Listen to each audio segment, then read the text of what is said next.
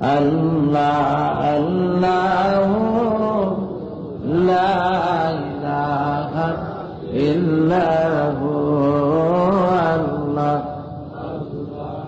আল্লাহ লা ইলাহা ফকিরোं की मलजत और ज़ईफ़ों की मावाँ यतीमों का वाली गुलामों का मौला नबी जी अल्लाह अल्लाह अल्लाह ला इलाहा इल्लल्लाहु अल्लाह ला इलाहा इल्लल्लाहु मफासद को ज़ेर ज़बर करने वाला कबाल को शीरो शकर करने वाला नबी जी अल्लाह अल्लाह ला इलाहा इल्लल्लाहु अल्लाह अल्लाह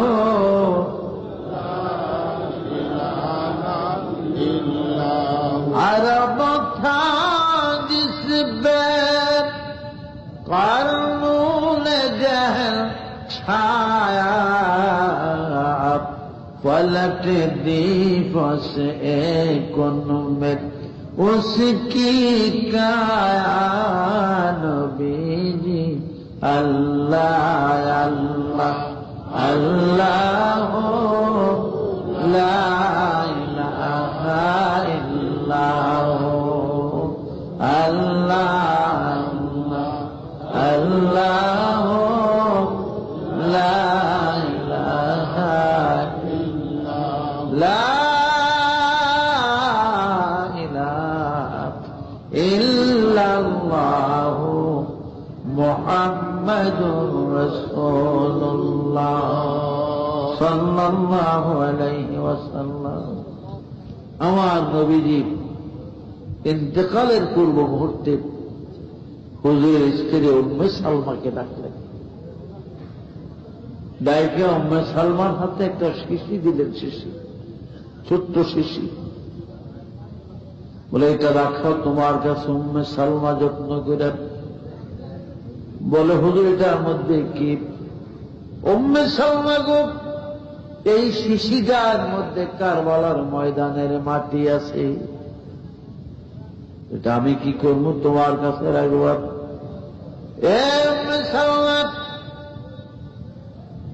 একদিন এমন সময় আসবে আমি পৃথিবীতে থাকবো না, আমার মা ফাতেমা থাকবে না, হাসান আমার আলী থাকবে না, ওমর উসমান থাকবে না, মুসলিম জানের বিখ্যাত বীর যোদ্ধারা খালেদ, নলিদ, আবু ওবায়দা, উকবা এরা থাকবে না। উম্মে সালমা আমির মুমিনের ছেলে ইয়াজিদ দামেস্কের খেলাফতিতে বসবে, চক্রান্ত করে বিষ পান করিয়ে আমার হাসানকে মদিনায় শহীদ করে দিবে, আর আমার হুসাইনকে ধোঁকা দিয়া কুফার গভর্নর ওবায়দুল্লাহ ইবনে জিয়াদের মাধ্যমে ধোঁকা দিয়া ওই কুফার নাম দিয়া ফোরাত নদীর পার নিবে, পানি বন্ধ করে দিয়ে অবরোধ করে আমার হুসাইনকে কারবালায় শহীদ করে দিবে। এই শিশির মাটিগুলা গো যেদিন খুনে পরিণত হবে দেখবা, মনে করবা ওই দিন আমার হুসাইন কারবালায় শহীদ হয়ে যাবে। চোখের পানি ছেড়ে কারবালাকে তলোয়ার কিতাবে লেখে উম্মে সালমা রাদিয়াল্লাহু আনহা চোখের পানি ছেড়ে কাঁদে আর বলে, নবীজি গো এটা কি করলেন? আর কারো কাছে দিতেন শিশি, আমার কাছে কেন দিলেন? আমার মন বলে গো রাসূল, তাইলে বুঝি আমার ভাই হুসাইনের সাথী আমিও হব কারবালায়।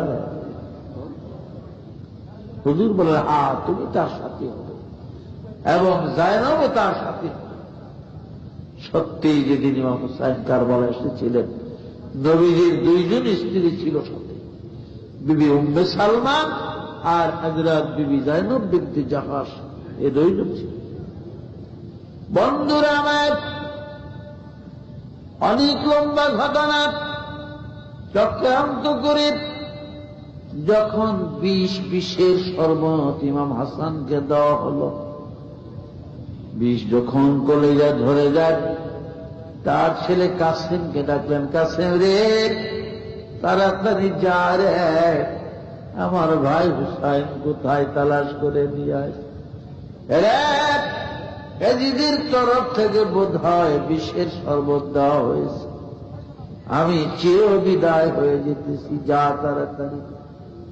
তালাশ করতে করতে কাসেম যা দেখে রাসূলের রওজার কাছে হযরত ইমাম হুসাইন।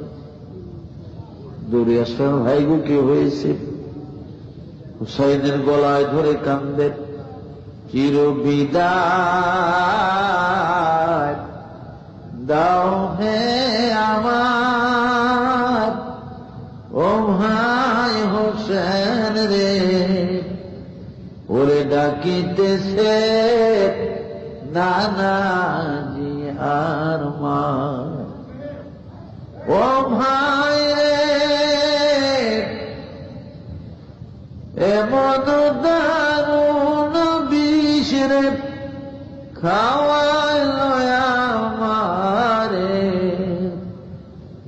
বিষের চোটেতে প্রাণ আমার যেতেছে বাইরে। ও ভাই হোসেন রে, ওরে ডাকিতেছে নানাজি আর মা। ও ভাই রে শিশুকাল হইতেছিলাম মোরা দুই ভাই মিলিয়া, এখনো যাইতেছি আমি তোমার সারিয়া। ভাই হোসেন রে, ওরে ডাকিতেছে নানাজি আর মা। ও ভাই রে নানাজির কথা ভাই রে না হবে লঙ্ঘন, আমার হইতে হবে ভাই রে এই জহর মরণ। ভাই হোসেন রে, ওরে ডাকিতেছে নানাজি আর মা। ও ভাই রে আল্লাহ যখন আনার পাপী উম্মত বাইরে দিবেন দোজখেতে, তখন মাফ করাইব গুনাহ তাদের মোদের শহীদের বরকতে। ভাই হোসেন রে, ওরে ডাকিতেছে নানাজি আর মা। ও ভাই রে শহীদ হইবা তুমি বাইরে কারবালার ময়দানে, ওরে নবীর বংশের কেউ রবে না শুধু জয়নালার দিন বিলে। ভাই হোসেন রে, ওরে ডাকিতেছে নানাজি আর মা। ও ভাই রে আরো একটি কথা ভাইরে তুমি আমার রাখিও মনেতে, তোমার সখীরারে বিয়ে দিও ভাইরে ওই আমার কাশেমের সাথে। ভাই হোসেন রে ডাকিতেছে নানাজি আর মা। ও ভাই রে শেষ সালাম দিয়া ভাই রে আমি বিদায় হয়ে যাই। এই সালামের জবাব যেন আমি কাল হাসরের দিন পাই। ভাই হোসেন রে ওরে ডাকিতেছে নানাজি আর মা। এমনি ভাবে হযরত ইমাম হাসান রাদিয়াল্লাহু আনহু বিদায় হয়ে গেলেন। ইন্না লিল্লাহি ওয়া ইন্না ইলাইহি রাজিউন। মদিনায় জান্নাতুল বাকিতে মা ফাতেমার পাশে হাসানকে কবর দেওয়া হয়। আজ মদিনায় গেলে পাক পবিত্র হৃদয় নিয়ে নিশির রজনীতে আল্লাহর পাগল বান্দারা জান্নাতুল বাকিতে মা ফাতেমা হাসানের রওজার পাশে জিয়ারতে বসলেন, দাঁড়াইলেন। আজও যেন শোনা যায় হযরত হাসান এবং ফাতেমার কান্দনের আওয়াজ। হযরত ফাতেমা তার সন্তান হাসানকে দিকে দিকে কান্দে আর বলে, রে আমার বাবা হাসান রে, আমি ফাতেমা আল্লাহর কসম করে বলি রে হাসান, হাসান রে তোমার বাবা আলী কারামুল্লাহ ওয়াজহুকে আমি আমার বিবাহের মোহরের টাকা ক্ষমা করে দিয়েছি রে হাসান, একমাত্র বাবার গুনাহগার উম্মতের নাজাতের জন্য। এই প্রতি উত্তর কান্নার শব্দ আজও হাসানের রওজা থেকে নবীর পাগলরা শোনে। ইমাম হাসান কেঁদে কেঁদে ডাকে আর বলে, মা গো আমি হাসান আল্লাহ কসম করে বলে গো মা, কাল হাসরের কঠিন দিনে আমার নানার গুনাহগার উম্মত গুলিরে আল্লাহর ফেরেশতারা যখন মা গো লোহার জিনের গলায় লাগায় টানিয়া টানিয়া দুজখের দিকে নিয়ে যাবে, ছোট ভাই হুসাইনকে নিয়ে আসগরের কাসেমের হুসাইনের কারবালার ওই রঙিন রক্ত মাখা জামা কাপড় গুলা নিয়ে আমরা দুনো ভাই দুজখের দরজা দাঁড়াইয়া থাকবো গো মা। আর নানার গুনাহগার উম্মত গুলিরে আমরা দুই ভাই ফেরেশতাদের হাত থেকে কারিয়া কারিয়া রাখবো গো মা। আমরা নানার উম্মত দুজখে জ্বলতে দিব না। এই প্রেমের বাণী মদিনায় গেলে জান্নাতুল বাকিতে আজও নবীর পাগলরা শুনতে পায়। 1962 ইংরেজির মাঝামাঝির দিকে আমি গুনাহগার বাগদাদের জিয়ারত করে বাগদাদ থেকে সিরিয়া যাওয়ার পথে বাগদাদ শহরের গাউসুল আজমের মাজার তানারি মাজার থেকে 2 মাইল পশ্চিম দিকে জমিয়তুল হিলালের মধ্যে বাগদাদের খলিফা বাদশাহ হারুন ইবনে রশিদের কবর এবং তার বিবি জুবাইদার কবর সহ এখানে 42 জন আউলিয়ার কবর আছে।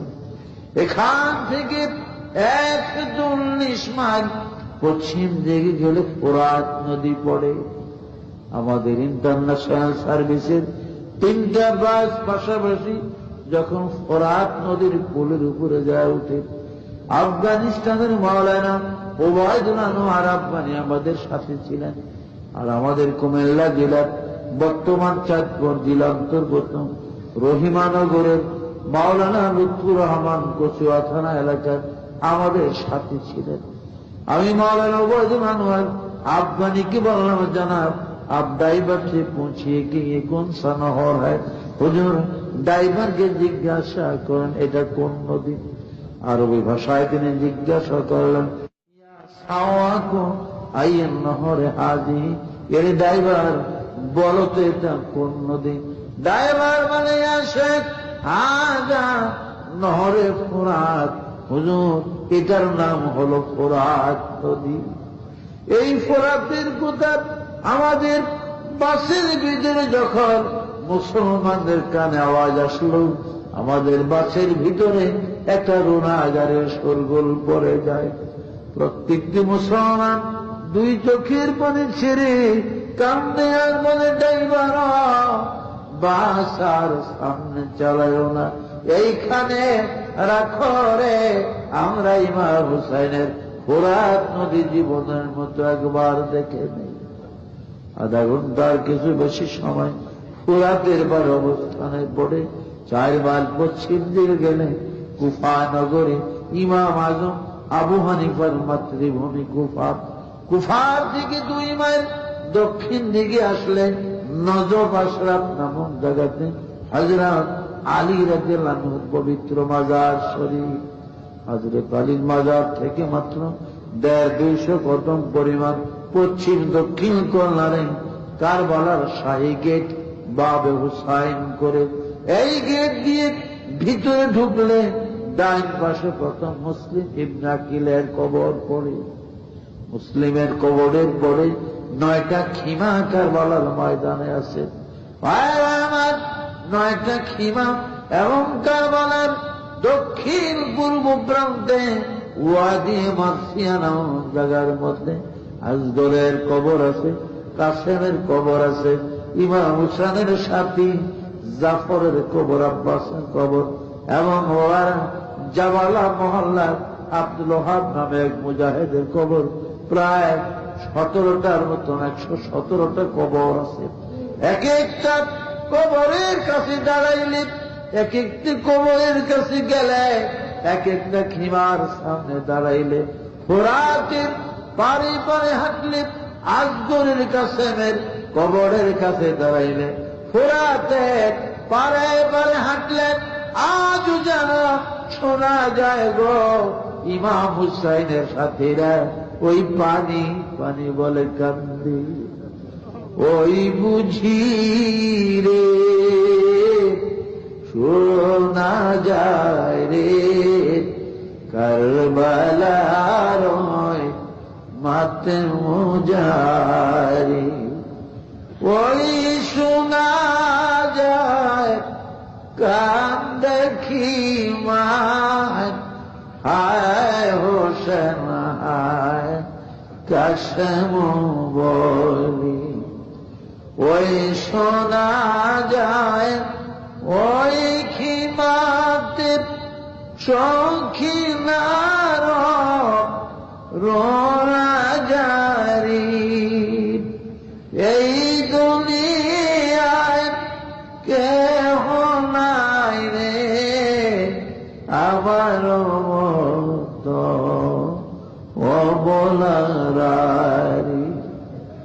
ওই শোনা যায় ওই খিমাতে শহর ভানু মাতে মুজারি। কাছে ভানু বেহুশ হালে আজ গরে কোলে করি। জয়নালে গলে ধরি শহর ভালো গড়া গড়ি। আরে জয়নাল মার কুলে আয়, আরে জয়নাল মার কুলে আয়। কাফি তরি দয় শীতল করি। আজ কারবালায় গেলে ফোরাত নদীর পাড়ে ঘুরলে, এক একটা কবরের কিনারে দাঁড়াইলে আজগন জাফর আব্বাস ওহাবের কবরের পাশে দাঁড়াইলে, ফোরাতের পারে পারে হাঁটলে, আজও যেন শোনা যায় গো ইমাম হুসাইনের সাথীরা যেন পানি পানি বলে কান্দি। এই কারবালার করুণ কাহিনী কেন হয়েছিল? আমার রাসূলুল্লাহ সাল্লাল্লাহু আলাইহি ওয়াসাল্লামের মাঝে মাঝে তিনি বিবি খাদিজার কথা যখন স্মরণ করতেন, আয়েশা সিদ্দিকার সামনে বিবি আয়েশার চক্ষুগুলা তখন লাল হয়ে যায়। বুড়ির কথা কেন আপনি স্মরণ করেন? 25 বছরের যুবক ছিলেন, 40 বছরের বুড়িরে বিবাহ করলেন, খাদিজার কথা কেন স্মরণ করলেন?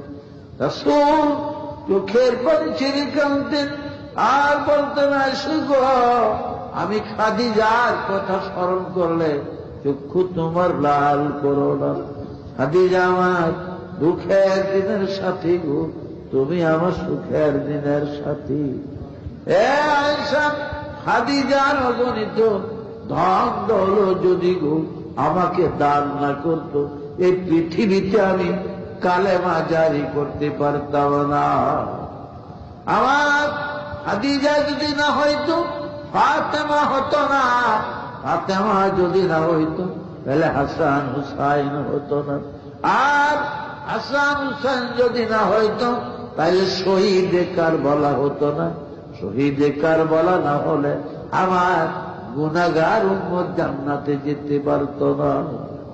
আমার হাসান হুসাইনের এই খুনের বিনিময়ে, শহীদের বিনিময়ে আমার উম্মত আমি পান করব। ভাইরা, এবার ইমাম হুসেনের সাথীরা অনেকেই মারা গেলেন, অনেকেই মরে গেলেন। ভাইরা আমার, পানি অবরোধ করেছে আব্দুল ওহাব নামে জাবালা মহল্লার একটা ছেলে, মাত্র 14 বছরের যুবক, 17 দিন ধরে বিবাহ করেছে। মার একই সন্তান আদর করে বিবাহ করিয়েছে। আজ 17 দিন বিবাহের বয়স। নব স্ত্রীকে নিয়ে, নতুন বউ নিয়ে ঘরে বসে আছে। এমন সময় আব্দুল ওহাবের মা দরজায় দাঁড়ায় দেখি, রে আব্দুল ওহাব, কথা শুন। দরজায় দাঁড়া। বলে, কি বলবো মা, বলো। আব্দুল ওহাব রে, পথে দিয়া পথিক রে, বলতে বলতে গেল রাসূলের দুলাল ফাতেমার কলিজার টুকরা ইমাম হুসাইন নাকি কারবালায় বিপদে পড়ে গেছে। এদিদের সোনারা পানি বন্ধ করে দিয়েছে। আব্দুল ওহাব রে, আমার মন বলে রে বাবা, জান্নাতে যাওয়ার এমন সুযোগ জীবনে আর পাবি না। আর দেরি নাই, তাড়াতাড়ি আব্দুল ওহাব যুদ্ধের ঘোড়ায় চড়ে, যুদ্ধের পোশাক পরিধান করিয়া, তীর তলোয়ার ঢাল কামান নিয়ে মার দরজায় যায় হাজির। মার কদম মুসি করে বলে, মা বিদায় দিগো মা, আমি ইমাম হুসাইনের সাহায্যের জন্য এই মুহূর্তে কারবালায় রওনা হলাম। ও মা, তোর ওহাবের বিদায় দেয়, আর হয়তো আসরের ময়দান ছাড়া দেখা হবে না। মা দুঃখিনী চোখের পানি ছেড়ে কেমন আব্দুল ওহাব রে, যাক আমি হাসি মুখে খালি খালায় অন্তর দিয়া তোর বিদায় করে দিলাম। যারে আব্দুল ওহাব, যা, আমার হৃদয় আমার মন ওই দিন ঠান্ডা হবে রে, যেদিন আসরের মরু ময়দানে আল্লাহ রাব্বুল আলামিন আমাকে শহীদের জননী বলে ডাক দিবে। মায়ের থেকে বিদায় দিয়ে এবার আব্দুল ওহাব বিবির ঘরের দরজা আবার গেলেন। বিবি গো, আজ 17 দিন ধরে বউ বানায় ঘরে আছে। জীবনের কত পরিকল্পনা, সংসারের কত বিলাস জীবন তোর চোখে ভাসতেছিল বিবি, সবই তো বিস্মার হয়ে যাবে। বিবি গো, তোর জীবন রাখার কয় তোর পূরণ হল না। রাসূলের নাতি ফাতেমার দুলাল হুসাইন গো কারবালায় বিপদে পড়ে গেছে। আমি মুসলমান হইয়া কেমন করে বসে থাকি? বিদায় দেখ, হয়তো গো বিবি আসরের ময়দান ছাড়া আর দেখা হবে না। আব্দুল ওহাবের 17 দিনের পূর্বের বিবাহিত স্ত্রীর স্বামীর কদম বসি করেন, বলে স্বামী গুজার ও সব আল্লাহর শাশুড়ি আম্মা যখন আপনাকে বিদায় দিয়েছে গো স্বামী, আমি সাথে সাথে এই দেখেন হাত পায়ের শরীরের গহনা পত্র গুলা খুলিয়া পালাইছে। যান গো স্বামী যান, আমি মন উজাড় করে অন্তর থেকে আপনাকে চির বিদায় দিলাম। যান, আমার মন আমার অন্তর ওই দিন শান্তি পাবে। স্বামী গো যেদিন হাসরের ময়দানে আমার আল্লাহ পাক আমি অভাগিনীকে শহীদের স্ত্রী বলে ডাক দিবে। তারাই ছিলেন মুসলমান, তাদের ছিল ঈমান, রাসূলের প্রতি আওলাদের প্রতি কত প্রেম, কত মহব্বত তাদের ছিল। সুবহানাল্লাহ। এই জন্য ইমাম হযরত ফাতেমা রাদিয়াল্লাহু আনহা মুফতি শফি রহমাতুল্লাহর কিতাব রাহে হক এবং সফিনায়ে নূহের মধ্যে আছে, বিভিন্ন কিতাবও আছে। আমার হাসান হুসাইনকে ভালোবেসে তাদের দুঃখের জীবনের কথা স্মরণ করেন। আমার বাবার কোন উম্মতের চোখের যদি এক ফোঁটা পানি জমিনে পড়ে, কসম আল্লাহর বাবা ওই উম্মত ছাড়া আমি ফাতেমা জান্নাতে যাব না। বলেন আলহামদুলিল্লাহ। কাজী ভাইরা, এই রবীন্দ্র মুসলিমনগর, এই মাদ্রাসা নবীর ঘর, আপনারা বহু টাকা পয়সা অনেক কিছু এই মাদ্রাসার জন্য আপনারা দান করেছেন। এর যাজা খায়ের অবশ্যই পাবেন, এর প্রতিদান। কারণ এর প্রতিদান আল্লাহ অবশ্যই দিবেন। তবে যা হোক, আপাতত কিছু যদি কেউ বাকি থেকে থাকেন আপনারা কিছু দেন, 100, 200, 500 আসেন নাকি কিছু বাকি থাকি আপনাদের। بلغ العلا بكماله كسب الدجى بجماله أسود جميع خصاله। প্রত্যেকে কয়েকবার আস্তাগফিরুল্লাহ করেন। বিসমিল্লাহির রহমানির রহিম। আস্তাগফিরুল্লাহ আস্তাগফিরুল্লাহ আস্তাগফিরুল্লাহ রাব্বি। বিসমিল্লাহর সাথে সূরা ফাতিহা একবার আর সূরা ইখলাস অর্থাৎ কুল হুয়াল্লাহু শরীফ 3 বার সকলে পড়েন। এটা কবরবাসীদের প্রতি লক্ষ্য করে। ربنا ظلمنا أنفسنا وإن لم تغفر لنا وترحمنا لنكونن من الخاسرين رب ارحمهما كما ربياني صغيرا رب ارحمهما كما ربياني صغيرا رب ارحمهما كما ربياني صغيرا। يا الله 2 দিন ব্যাপী মাদ্রাসা ইসলামী জলসা শেষ মুহূর্তে আমরা আপনার শাহী দরবারে জীবনের গুনাহ লইয়া হাত উঠাইছি। আল্লাহ গো, আমাদের সকলের জীবনের গুনাহ মাফ করে দেন। ইয়া আল্লাহ, এর হাদিয়া সওয়াবগুলি প্রিয় নবীজি রওজা পাকে সোনার মদিনায় পৌঁছিয়ে দেন। রাসূল পাকের আলো আওলাদ আজওয়াজ মুতাহারাত রিদওয়ানুল্লাহ আজমাইন দারুল হাদিয়া পৌঁছিয়ে দেন। तमाम अंबिया, तमाम जाने मोमिन मोमिनात, मुस्लिम मुस्लिमात, फिर मशाइख बने गौस कुतुब প্রত্যেকে রাজে বসিয়ে দেন। আল্লাহ আমাদের মা বাবার কবর জান্নাতের বাগান করে দেন, তাদের কবরের হাদিয়া বসিয়ে দেন। আল্লাহ ইয়া মাবুদ, আল্লাহ আমাদের মধ্যে যারা বেনামাজি তাদের নামাজি বানায়া দেন, বেরোজাদারকে রোজা রাখার তৌফিক দেন, বেপর্দা মা ভগ্নী করে পর্দা নিশীন বানিয়ে দেন, পিতা মাতার অবাধ্য সন্তান মা বাবার খাদেম বানিয়ে দেন। আল্লাহ যারা বিমারি তাদের বিমারকে আরোগ্য করে দেন, অভাবী যারা তাদের অভাব দূর করিয়া দেন, বেরোজগার যারা তাদের রুজির বন্দোবস্ত করিয়া দেন।